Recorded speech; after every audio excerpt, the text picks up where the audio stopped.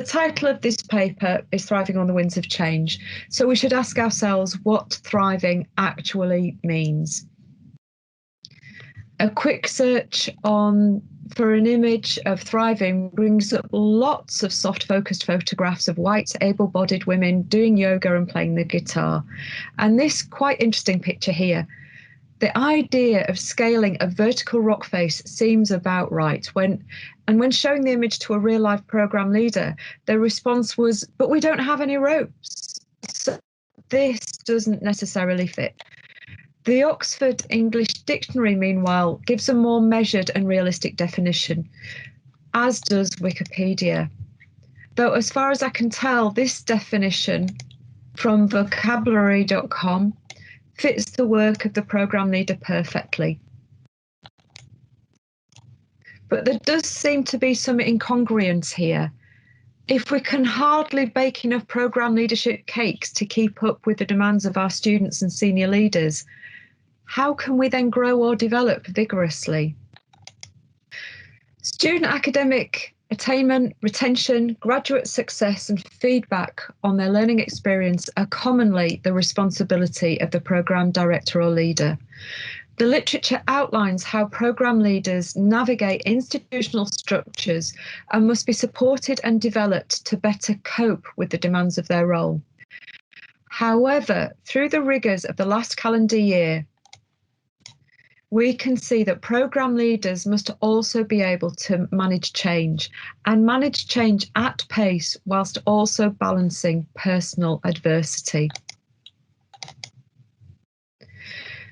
Working with institutional structures, leading, managing and bringing together academic and professional service colleagues whilst addressing various other stakeholder requirements can be difficult and isolating. In the current context, the role may seem impossible. It seems the call of the program leader is the clanging chimes of doom. However, over the last year or so, I've seen a subtle change to the role in how the role is valued and in program leaders themselves. Despite the compromising factors outlining program directing is becoming a role prized for its opportunity to exercise academic agency and understood as integral to career progression and an opportunity to attend to social justice. I'll explore the subtle changes to the status, standing and practice of program leaders by outlining activity across the sector, developing program leaders' educational and academic leadership. It seems that for program leaders to grow and develop vigorously, to thrive, they must inhabit a professional ecosystem where the context, development opportunities and professional responsibilities, and importantly, trust in their professional practice and decision-making are aligned. Successful program leadership is dependent on three factors. The first is their organisational context. The development of the organisation where the program leader works, the systems they navigate, the contracts and role descriptions they work to, the reward and recognition they enjoy, the workloads they carry. The second is the developmental opportunities afforded program leaders, building necessary program leader competencies that enable program leaders to meet their responsibilities. It's interesting to note that the most successful, efficient and preferred methods of educational development for course or program leaders are socially mediated. By that I mean program leaders working with, talking to and building professional relationships with other program leaders and those invested in and giving service to the program. The third, and I think the most important element, is program leaders' ability to work effectively and to thrive is the program leaders' exercise of academic agency. It's their professional freedom. That is having the freedom to use their disciplinary and pedagogic expertise to design and develop a program of study they are proud of, that they can put their name to in the same way as previous generations of academic colleagues put their names to a monograph. It's here colleagues embrace the role as integral to their positive academic identity and recognise programme leadership can be essential to a contemporary, progressive academic career. So let's look at what's going on across the sector. Let's look first at the context programme leaders work in and consider institutional or organisational development, which should be complemented by cross-institutional development opportunities for programme leaders. So this is a really good example from Griffith University in Australia. So Griffith is a research-intensive institution. They worked intensively between 2014 and 18 on a cross-institutional programme leader strategy, which was underpinned by 3 principles. Working with or building leadership with purpose. That is ensuring that responsibilities are set out in a role descriptor, creating clarity of expected activity or boundaries on what can be achieved. Developing leadership or leaders that through networks or fora to build communities of practice and a leadership series of development activity, workshops or seminars. And the third, crucial, I think, is growing programme leaders as agents of change. And that was done through action learning sets and projects that see programme leaders involved in shaping the institutional structures and practices that they must navigate. The thinking here being that programme leaders are the experts. Griffiths has been working on this for several years and are ahead of the curve. For many institutions, it has taken until the current crisis for many HEIs to recognise that programme leaders are best placed to shape the processes that they must work with. Now, we must note here that systems-based and organisational development reflect Western North European practice or culture that may be useful in other settings, but only if sensitive to the culture of the host institution. Next, we have the developmental opportunities for programme leaders. These must start from a place where the programme leader's expertise and experience is respected and built upon. The development of the programme leader really must focus on leadership. Programme leaders are already experts in their discipline and pedagogic practice. So what kind of leadership must the programme leader develop? Academic leadership is defined as headship, linking teaching, research and scholarship, direction of academic activity, and working with influence and eminence. And this is a definition that comes from Parkin's work from 2016. The design and delivery of programs, teaching strategy, values and quality assurance can be understood to be educational leadership. And of course, administrative leadership, that is the logistics of ensuring a program is properly managed. Now here the picture's complex, but again we can see the importance of professional relationships and socially mediated support dominate. There are instances of programme leaders working closely with educational developers across Ireland, Canada and Australia. Across all of these examples, we must note the need to acknowledge personal expertise and be open to the expertise of one's collaborator, be that an educational developer or professional service colleague. Now, learning to lead through relational leadership is being supported by Russell Group University to some success.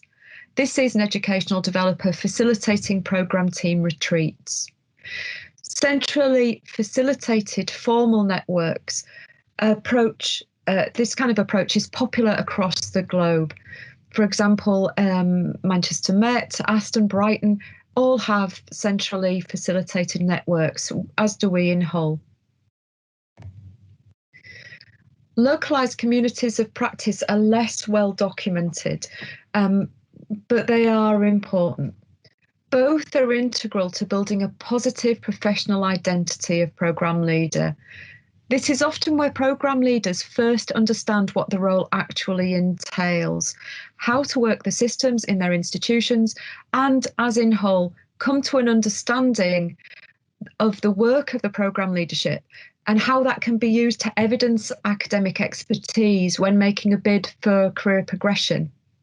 This is argued as essential by Robinson himself in his recent thinking about programme leadership. He says that programme leadership should be reimagined as central to the functioning of the institution and as integral to an academic career. The network we run in Hull is facilitated by the Teaching Excellence Academy. We invite guest speakers from across the institution and beyond to discuss topics programme leaders identify as pressing or introduce new policies. At PL's programme leaders' request, we invite decision makers to the network. This allows programme leaders to feel heard and has led to their making significant changes in some areas of work. Some programme leaders got involved in cross-institutional projects after these discussions and are actively shaping the institution to be more effective based on their expertise and experience. And they are inspiring the next generation of programme leaders through their own progression. Several have been awarded senior fellowship, and many have made successful bids for promotion to senior lecturer or associate dean. Now, in the same way as programme leaders should shape the institutions they work in, they should also construct the development opportunities afforded them. Hull, we've long deferred to programme leaders in the running of the network, and we've more recently co-developed a competence-based model of programme leadership. So to be competent is to have the knowledge, experience and self-awareness to do something effectively. We're constructing a programme of development actively around this competence-based model. This follows a model of competence-based programme design that we used in all of our programmes at the University of Hull. Now, the most important element of programme leadership is our ability to work effectively and thrive, is the programme leader's opportunity to exercise academic agency. That is having the freedom to use their disciplinary or pedagogic expertise to design and develop a programme of study that they are proud of, that they can put their name to. It's here colleagues embrace the role as integral to their positive academic identity. Only an expert disciplinarian, somebody expert in their discipline, can really build a programme that is sector leading, that will be attractive to other students. And it's here that we recognise that programme leadership, the exercise of the academic freedom in programme leadership, shows a level of expertise and authority that's essential to a contemporary progressive academic career.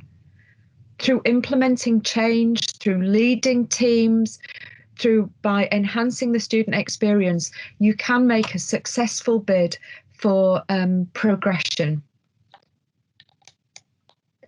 Examples of this include collaborating with other disciplinary experts to innovate in new programmes of study. This work recognises the importance of building trusting professional relationships and in brokering real change and enhancement. Building positive professional relationships is challenging, but it can be realised. The example again from Sheffield Sarah Moore's work, facilitating programme team retreats, positions the programme leader as really directing the programme and positions them with those that deliver on the programme and support the programme. It positions the programme leader as really leading this collection of professional colleagues to the benefit of the students' experience and the benefit of the functioning of the programme, and to the benefit of the programme team by establishing really clear lines of understanding who is doing what, when and why. My colleague from Hull, Dom Henry, he's found that democratising programme design, that is sharing responsibility and garners buy-in from the programme team, has an added benefit. It brings the team together to work assertively to develop a meaning programme assessment strategy. This work took place in the University of Hull, wherein research conducted with our 170 strong cohort of programme leaders, we found that having some authority to exercise this kind of academic freedom and disciplinary expertise is a source of great personal satisfaction that has been, as I've already mentioned, used to evidence effective practice and in successful promotions bid, and supports individual well-being. This is, I think, where this sense of social justice comes into play. Programme leaders are best placed to not only shape the programmes in response to their specific cohorts, and so ensure that inclusive teaching practices are embedded within the programme. They're also best placed to understand the needs of their specific students and make changes to the programme that ensures that the most vulnerable students can succeed. This is mooted as being not only motivating but rewarding for programme leaders. So, to recap, programme leading is becoming a role prized for opportunities to exercise academic agency. It's understood as integral to career progression. And it's an opportunity to attend to social justice by encouraging and supporting the most vulnerable students. Now, I was going to start our conversation today off with the question, how can programme leaders grow and develop vigorously? But this is actually too brute. We don't build resilience or develop programme leaders so we can cope with more oppression and more work. We build institutions in which programme leaders can do their work effectively. Consistently, through my work with programme leaders, HE leaders and educational developers, the places where programme leaders are successful are those places where programme leaders are respected for the important job they do, and in the last 12 months where they're respected for keeping programmes rocking and rolling, and recognised for the disciplinary, pedagogic and HE experts that they are, where they are both listened to and have freedom to act in the best interests of the programme, and are given opportunity to shape the institutions in which they work to the benefit of the student and the programme team.